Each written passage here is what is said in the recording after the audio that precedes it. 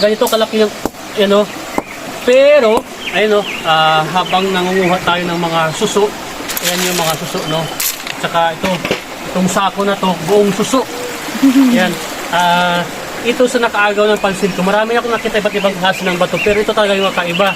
Meron kulay pula na parang may mga diamond sa gitna, nakahalo sa kulay pula. Ganito lang kalaki yung bato. Itong isa naman, no, kulay dilaw na may mga diamond sa loob na parang diamond na crystal. Tapos may mga kumikinang na parang mga gold dust sa loob mismo ng mga crystal na bato.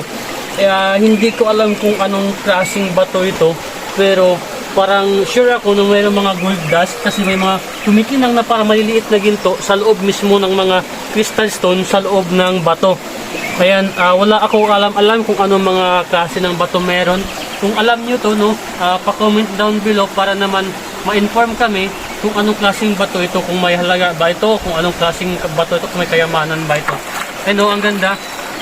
Ipukpuk po yung malaking bato, itatry natin kumuha ng isang piece kung makakuha tayo, no.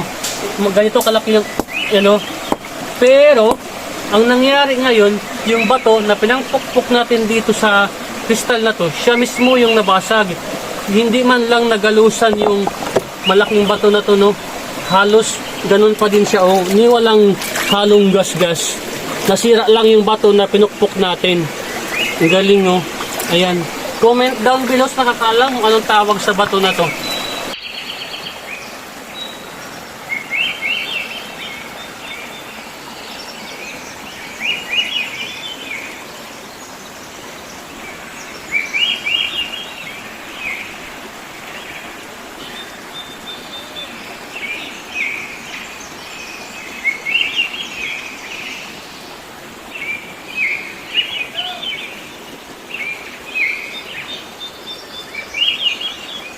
Para siyang may mga gold dito, dilaw, tapos naghahalo yun.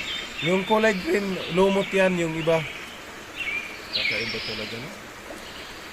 Meron pa sa isang bato na kulay pula na may parang kristal sa loob. Ayan, Nandito tayo sa gitna ng ilog, no? Ayan.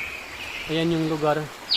Simula doon sa pinakadulo-dulo, marami tayong iba't ibang nakita ng mga iba't ibang klase ng bato, pero Sinilip mo sa ilalim mo, ang kinang sa ilalim.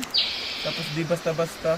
Tingnan mo, sa ilalim mo, may kinikinang sa ilalim. para may mga gold sa ilalim. Oo. Nasa loob ng bato. So yan lang.